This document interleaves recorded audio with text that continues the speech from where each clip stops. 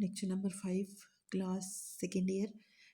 Today our lecture about coding and scaling. Least square regression line ही वही काम जो हम पीछे कर रहे थे उसको स्टार्ट करते हैं।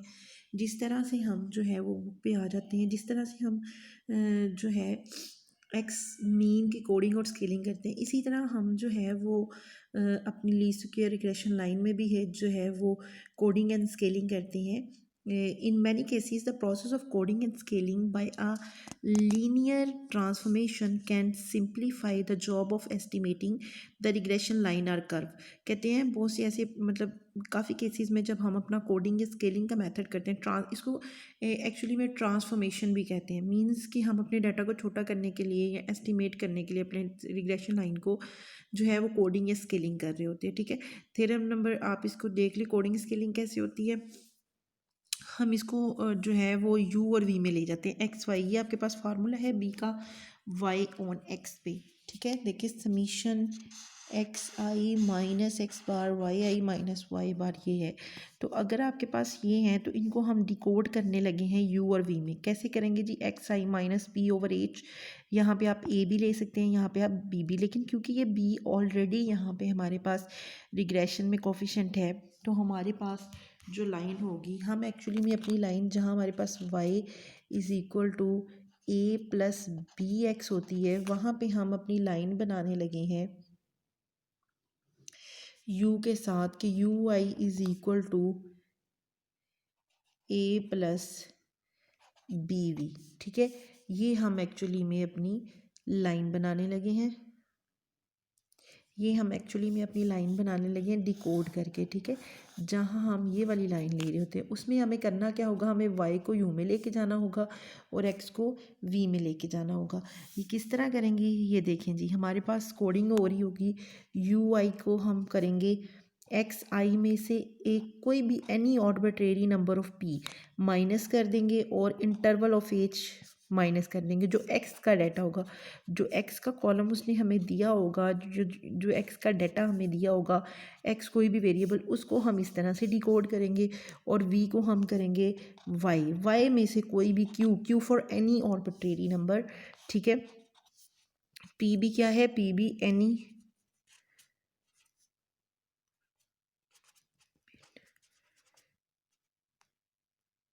आर्बिट्रेरी नंबर है। ठीक हो गया, p भी एनी आर्बिट्रेरी नंबर है और q भी एनी हमारे पास जो है वो आर्बिट्रेरी नंबर ही है। ठीक है, और ये है x के कॉलम में से और ये होगा वाई आई के कॉलम में से। ठीक हो गया, तो k क्या है, k फॉर इंटरवल है जी, h फॉर इंटरवल है, स्केल है, और k फॉर भी इंटरवल है। तो हम अपने डाटा को u और v में लेके जाएंगे।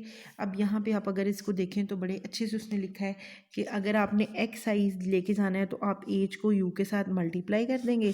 ठीक है, तो वो बन जाएगा X I P plus H U I. और अगर हमने इसका मीन लेना होगा तो यहाँ u का मीन आ जाएगा और यहाँ x का मीन आ जाएगा। इसी तरह v आई हो जाएगी इस तरह से डिकोड। इसकी इक्वेशन करेंगे तो k मल्टीप्लाई होगा v के साथ, तो ये बनेगा के वी, और q उधर जाके प्लस हो जाएगा तो ये बन जाएगा Y I is equal to Q plus V I, ये इक्वेशन। और अगर हमने इसका मीन लेना होगा तो ये आएगा y bar is equal to Q plus a v. Is this transformation we choose the constant p and q and h k so the transformation value u and v become the simple possible. तो ये हमारे पास simply become simple हो जाती है और v हमारे पास बन जाती है कुछ इस तरह से, B Y on X is equal to K over H B U V. मतलब आपके पास जहाँ पे ये चीज़ होगी वो यहाँ पे आ जाएगी। ठीक है, जब आप इसको डिकोड कर लेंगे डाटा को तो आपके पास एग्जांपल आ जाएगी। उसके बाद आप देखें आपके पास इक्वेशन बन जाएगी कुछ इस तरह से, ये ए का फॉर्म होगी और ये बी का फार्मूला होगा। अब ज़रा हम इनको क्वेश्चंस को कर लेते हैं, इसकी एग्जांपल समझ लेते हैं। ठीक है, 14.3 है, तो जिस तरह हमारे पास b का फार्मूला एक्स बार होता है तो वहाँ पे हमारे पास b का फार्मूला बनेगा जी summation U I minus U bar V I minus V bar over नीचे x होता है ना, तो summation U I minus U bar square. इस तरह से हम अपने डाटा को लेके जाएंगे यू वी बनाने के लिए और कोई भी हम सीरीज़ लगा लेंगे। अब देख लेते हैं जी कोडिंग जब ये होगी तो ये इक्वेशन एग्जांपल नंबर 14.3 देखते हैं क्या किया है उसने इसमें। कहता है कि the following table show the tonnes of steel product versus the number of workers in a small steel mills. Observation numbers हैं, नंबर ऑफ वर्कर्स हैं, मतलब कि ऑब्जर्वेशन आई ली हैं 8 उसने ऑब्जर्वेशन ली हैं। एक्स आई है नंबर ऑफ वर्कर, मतलब एक वर्कर है तो टून्स ऑफ स्टील प्रोडक्ट, तो कितनी चीज़ें प्रोड्यूस्ड हो रही हैं। अगर एक मज़दूर हैं तो उसने 4 बनाई हैं, अगर 2 मज़दूर लगाएं तो 6 प्रोडक्ट्स बनी हैं, अगर 3 लगाए तो 10। ये एक्स एंड वाई है। अब हमने estimate the line of regression आपने यू करनी है। यू उसने आपको दे दिया है खुद से कि एक्स माइनस 4.5 और 1/2 कर लें। 1/2 मीन्स क्या है, वो कह रहा है इसका मतलब ये है कि वो आपको पी दे रहा है यहाँ पे 4.5 और एच दे रहा है आपको 1/2 यानी कि 0.5। ओके, ये आपको उसने यू की कोडिंग कर दी कि आप यू की कोडिंग कर लें, लेकिन उसने यहाँ पे हमें यू की कोडिंग मांगी है, वी की कोडिंग नहीं मांगी। अब उसकी मर्ज़ी है कि वो यू की ट्रांसफॉर्मेशन करवाई या वी की ट्रांसफॉर्मेशन। वो सिर्फ हमें यू की ट्रांसफॉर्मेशन कह रहा है, मतलब सिर्फ एक्स को चेंज करना है जबकि वाई को चेंज नहीं करना है। ठीक है, अब हम क्या करेंगे, हमने किया कि एच हमारे पास जो है वो let u i is equal to h/2। तो ये आपके पास है कोडिंग, आप यहाँ पे इसको रखेंगे एक्स आई वाई। तो आप एक्स आई पहला आप किस तरह से निकालेंगे, पहला आप ऐसे निकालेंगे, ये माइनस पॉइंट कैसे बनेगा, ये बनेगा आपके पास एक्स का फर्स्ट पॉइंट, ये -7 आपके पास यूँ बना है। अगर मैं इसको लिखूँ एक्स आई कितना है, u i is equal to x की वैल्यू है 1 माइनस 4.5 डिवाइडेड बाई 0.5। ठीक हो गया। अब आप क्या करेंगे, इनको माइनस करेंगे और 5 पे डिवाइड करेंगे तो -3। ठीक है, इसी तरह आप इसको इधर x की वैल्यू रखते जाएंगे तो u का कॉलम बन जाएगा। उसके बाद आपको चाहिए होगा, क्योंकि फार्मूला उसने दिया है b का समीशन u i और y, जब सिर्फ आप x को चेंज करें हों डिकोड, मतलब सिर्फ हमने x को डिकोड किया है, y को डिकोड नहीं किया, दोनों को नहीं चेंज किया, सिर्फ x के डाटा को डिकोड ट्रांसफॉर्मेशन कर रहे हैं। ठीक है, तो हमने ये क्या किया है, ये वाला फार्मूला हम यूज़ कर लेंगे, समीशन यू आई वी आई। अब इसमें देखें यू आई और वाई आई, हमें यू आई और वाई आई का मल्टीप्लिकेशन चाहिए, तो हम यू के कॉलम को वाई से मल्टीप्लाई करेंगे, 4 मल्टीप्लाई -7 -28। इस तरह से इसके कॉलम को इससे मल्टीप्लाई करके हमारे पास ये वाला कॉलम बन जाएगा। उसके बाद हमें नीचे चाहिए होगा यू का स्क्वायर, बी बनाने के लिए ना, तो हम यहाँ पे यू का स्क्वायर ले लेंगे। जब ये हो गया तो इसको सम कर लिया, ये जो सम में आया ये हमारे पास समीशन यू आई वाई आई है, जबकि ये वाली चीज़ जो है वो हमारे पास समीशन यू आई स्क्वायर है। उसने इस पूरे कॉलम को जमा किया है, समीशन किया है, और उधर उसने इस पूरे कॉलम को प्लस किया है। ठीक है, अब आपको चाहिए वाई बार का फार्मूला सिंपली आपको मालूम है कि summation y i over n है, तो आप समीशन वाई ओवर एन करेंगे तो आपके पास वाई बार आ जाएगा। अब इन वैल्यूज़ को आप पुट करेंगे अपने पास इस जगह पे डिकोडिंग मेथड में। y की जगह आपने जो है वो 96/8 पुट किया, 8 वैल्यूज़ थी तो 12, इसका मतलब है इंटरसेप्ट आपके पास 12 आ गया है। उसके बाद b पे आ जाए, b में आपने वैल्यूज़ पुट की और वो आ गई 1.2। तो अब आपने रिग्रेशन लाइन जो फिट की है y ऑन, मतलब आपने सिर्फ ये उसकी मर्ज़ी है कि वो x को डिकोड करे या y को, यहाँ तक तो आपके पास बेटर फिट आ गई। ठीक है, अब substitute for u we get the best fit line of x on x। अगर हम ये करना चाहते हैं, अगर हम इस को दोबारा से x में चेंज करना चाहते हैं, अगर फॉर एग्जांपल वो पेपर में कहता है कि आप इसको सब्स्टिट्यूट भी करें बाद में, तो देखिए सब्स्टिट्यूट करने के लिए जहाँ पे u होगा, u की जगह हम ये वाली चीज़ पुट अप कर देंगे। क्या कर देंगे, ये u है ना, u की जगह हमने ये फ़र्ज़ किया था ना एक्स आई माइनस 4.5 और 1/2, क्योंकि ये एक मुश्किल कॉम्प्लिकेशन चीज़ थी तो पहले हमने उसको पुट करके आंसर बना लिया। अब u की जगह हम ओरिजिनल x रखने जा रहे हैं, हमने ये वैल्यू यहाँ पे रख दी। अब हम क्या करेंगे, ये वैल्यू पहले ये इसके नीचे डिवाइड हो जाएगी 12 ये इसके साथ, तो ये इधर डिवाइड हो जाएगा। डिवाइड होने के बाद अंदर बन गया x माइनस 4.5। ठीक है, अब यहाँ पे जो आंसर आएगा वो आपके पास x के साथ यहाँ पे भी मल्टीप्लाई खाएगा और ये वाली वैल्यू इससे भी मल्टीप्लाई खाएगी। ठीक है, यह है 12 + 2.167 x माइनस 9 अब ये वाला जो 9.7 है ये 12 में से माइनस हो जाएगा।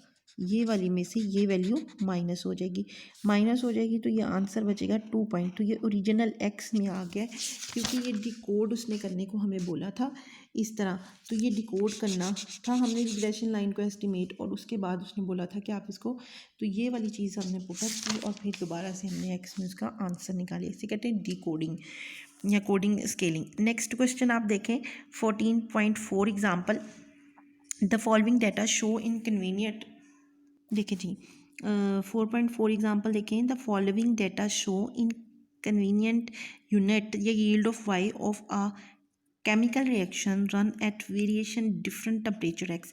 बच्चे बाज़ दफ़ा क्योंकि आप नेक्स्ट सेकेंड ईयर में हैं तो ज़रूरी नहीं होता कि वो हर दफ़ा आपको टेबल देता है और आपको कहता है सारी कैलकुलेशंस करें। कभी कभी वो इस फॉर्म में डाटा देता है, आपको कैलकुलेट करके डाटा दे दिया जाता है, ठीक है। अब वो ये चाहता है कि आप इस पर सूटेबल फार्मूला, पीछे हमने बी के ए के बल्कि बी के हमने काफ़ी डिफरेंट फार्मूलाज पढ़े और उनकी शॉर्ट फॉर्म्स पढ़ी। तो अब आपने अपने डाटा को देख के ये डिसाइड करना होता है कि इस डाटा पे जो उसने कैलकुलेशन देखी, उसने यहाँ पे आपको एन भी दे दिया है, समीशन एक्स भी कैलकुलेट, समीशन वाई, मतलब उनके फाइनल आंसर दे दिए, ठीक है। अब उसने कहा assume that a linear regression, आपने ये एक लीनियर रिग्रेशन लाइन बनानी है। Appropriate estimate of the substitution, the regression, जारी बात है हम वाई ए प्लस बी एक सैम्पल लगाएंगे। अब आप देखें कि बी का फार्मूला इस पे उसमें समीशन एक्स वाई आई एक्स आई वाई एक्स स्क्र वाई, तो हमने बी का एक फार्मूला ये पढ़ा हुआ है, ठीक है। तो ये फार्मूला लगेगा बी का, इसमें हमने जब डाटा देखा तो डाटा की नोयत में हमारे माइंड में जो है वो उसके फार्मूलाज आएंगे और उन फार्मूलाज को जो है वो हम अप्लाई करेंगे। इसलिए आपने बी के तमाम फार्मूले याद करने हैं ताकि आपको पता रहे जहन में कि इस किस्म का डाटा आएगा तो ये फार्मूला पुटअप होगा। अब आपने उस पर ये इस फार्मूले के अकॉर्डिंगली ये वाला फार्मूला पुटअप हो रहा था, हमने वैल्यूज़ इसके अंदर रखी, इसको प्लस माइनस किया तो बी की वैल्यूज़ आ गई आपके पास, और उसके बाद आपने ए का फार्मूला रखा और ए की वैल्यूज़ निकालनी, ठीक है। अब यहाँ पे ये लाइन आपके पास बेट फिट हो गई है, ठीक है। और उसने बोला था कि आपने इसमें से find the residual sum of square, तो आपके पास रेजिड्यूल सम ऑफ स्केयर का एक ये वाला फार्मूला भी है, क्योंकि हमारे पास वाई आई माइनस है टाई से है ना, लेकिन वो क्योंकि यहाँ पे अप्लाई नहीं हो सकता तो इसलिए हमारे पास ये भी एक फार्मूला था। तो हमने क्योंकि हमारे पास कैलकुलेशन ही वही मौजूद थी तो हमने वो फार्मूला लगाया जिसे रेजिडुअल एरी, तो वो लगा के हमने इसने रेजिड्यूल्स निकाल लिए इसके, ठीक हो गया। नेक्स्ट देखिए टॉपिक है हमारे पास लिमिटेशन ऑफ लीनियर रिग्रेशन, ठीक है। लीनियर रिग्रेशन की आपकी लिमिटेशंस हैं कि कौन की ऐसी ऐसी महदूदात हैं, लिमिट्स होती हैं कि जो अगर पूरी ना हो, फुलफिल ना हो तो हमारी लाइन फिट नहीं होती। कहता है there are number of limitation and causation that must be kept in mind when using linear regression. There are firstly the linear regression is applicable only to relationship that can be described by a straight line. Non-linear method exists to deal with some non-linear relation. If you are in doubt about whether the data exponent linear scatter, वो कहता है कि linear regression line जो है वो always सिर्फ linear straight line पे, मतलब एक स्ट्रेट लाइन पे ही लगेगी। अगर आपके पास नॉन लीनियर रिग्रेशन चाहिए, मतलब कोई कर्व आ रहा है, ठीक है, तो अगर कर्व आ रहा है तो उस पर रिग्रेशन लाइन नहीं लगेगी। अगर ऐसा है तो फिर आप, मतलब आपको नहीं समझ आ रही तो आप स्कैटर डायग्राम बना कर देख लें, ठीक है। Secondary the procedure found to find the regression coefficient a and b give a linear equation which is best fit. आप linear regression fit ही करते हैं क्योंकि for the data when a linear relationship is not existed for the test of significance must be made। और अगर आपको लगता है कि उस पर जो है लीनियर रिग्रेशनशिप नहीं लग रही तो आप पहले जो आपके रिग्रेशन कोफिशिएंट होते हैं उन पे टेस्टिंग लगाते हैं। थर्डली ये था कि रिग्रेशन इक्वेशन प्रीडक्ट हमें क्या एक्सप्लेन करती है, value of the dependent variable based on the value of the independent, मतलब कि हमारा डिपेंडेंट वेरिएबल हमारे इंडिपेंडेंट वेरिएबल पर कितना जो है बेस्ड कर रहा है। It is the therefore as asymmetric measure the regression equation predict y on x called regression y on x cannot be used to derive the equation that will be predictor x, and अगर x बन जाए तो हम ये नहीं। Finally the regression equation hold only for the range of value actually observed, हमारे पास जो observe values होती हैं उसी पे हम इसे लगाते हैं। The regression equation will not necessary hold beyond this range, वो अपनी रेंज से बाहर नहीं लगाई जा सकती, ये उसकी लिमिटेशंस हैं। ठीक हो गया बच्चे। अब इसी के अकॉर्डिंगली आपका क्वेश्चन नंबर 6 है कि 4 identical money box contain different number of particular type of coin and no coin of other type, the transformation on the combined weights are given below. तो देखें वेट ऑन एम्प्टी बॉक्स ये आपके पास है, इस पर भी आपकी रिग्रेशन लाइन लगनी है, सिंपली आपने आंसर देना है। इसका बी पार्ट बी आपने देख लेना है 7, ये 6 7 आपकी जो मैंने एग्जांपल कराई है 7 8 9, ये क्वेश्चन सारे ही रिलेटेड टू उस एग्जांपल्स के हैं। ठीक है, ये आपने कर लेने हैं और इनमें से अगर कोई भी प्रॉब्लम आपको निकलती है, जैसे अगर देखें तो ये determine the line of y value and x the value, ये भी आपको एक्स और वाई दिया हुआ है और आपने इसकी रिग्रेशन इक्वेशन लगानी है। फिट अ स्ट्रेट लाइन, यहाँ पे भी स्ट्रेट लाइन लगनी है, सेम एक जैसे क्वेश्चन है x independent variable also estimate y on x, तो ये भी आपने बड़े सिंपली आपका हो जाना है। नेक्स्ट है g be fit the regression equation, यहाँ पे भी आपने रिग्रेशन इक्वेशन लगानी है और उसने आपको एक्स बार वाई बार में से निकाल दिया और ये इक्वेशन दी हुई है। A random sample of 5 pair of observation is given below, determine the least square linear regression line, यहाँ पे भी आपकी रिग्रेशन लाइन लगनी है, इसके भी रिलेटेड हमने एग्जांपल की हुई है पीछे, ये भी आपका हो जाएगा। नेक्स्ट है जी compute the regression equation in ये भी इस तरह का भी फार्मूला ही आपने पुटअप करना है और ये क्वेश्चन भी हो जाता है। एक्सरसाइज के क्वेश्चन में आपको साथ साथ इसलिए पढ़ती हूँ क्योंकि एग्जांपल हमने इसलिए कर ली होती है कि ये उससे रिलेटेड है। तो ये बच्चे आपके नेक्स्ट 6 से लेके क्वेश्चन नंबर 9 मतलब 3 क्वेश्चन बनते हैं और ये 3 क्वेश्चन आपसे इजीली हो जाने हैं। लेकिन इसमें अगर इनको मैं इसलिए नहीं करवा रही कि आप खुद जितनी हमने थ्योरी और एग्जांपल की है, बहुत लाइट और इजी क्वेश्चंस हैं, इनमें से अगर कोई प्रॉब्लम निकलती है या कोई मसला मसला होता है तो आप मुझे कमेंट करें इस क्वेश्चन का ये पार्ट हमें नहीं समझ आया, वो मैं लेक्चर के नीचे देख के नोट करके फिर आपको नेक्स्ट लेक्चर से पहले वो पूरा एक्सप्लेन या उसका हिंट दे दूँगी कि ये क्वेश्चन ऐसे। लेकिन ये क्वेश्चन बहुत ईजी है, आप खुद कर सकते हैं और इसको करके देखें क्योंकि नेक्स्ट हमने जो है वो सिंपल लीनियर कोरिलेशन के नेक्स्ट टॉपिक पर भी जाना है। ठीक हो गया है। अल्लाह हाफिज़ स्टूडेंट, और आपने कमेंट ज़रूर करना है, पढ़ना है अच्छे से और समझना है ताकि आपका क्वेश्चन जो है वो इजीली हो जाए। और जो भी प्रॉब्लम होनी है आपने मुझे कमेंट बॉक्स में नीचे आके ज़रूर बताना है वीडियो के, ताकि मुझे पता चल सके कि कौन सा क्वेश्चन आपसे अटैम्प्ट हुआ है और कौन सा नहीं हुआ। ठीक हो गया स्टूडेंट्स, ओके जी, अल्लाह हाफिज़।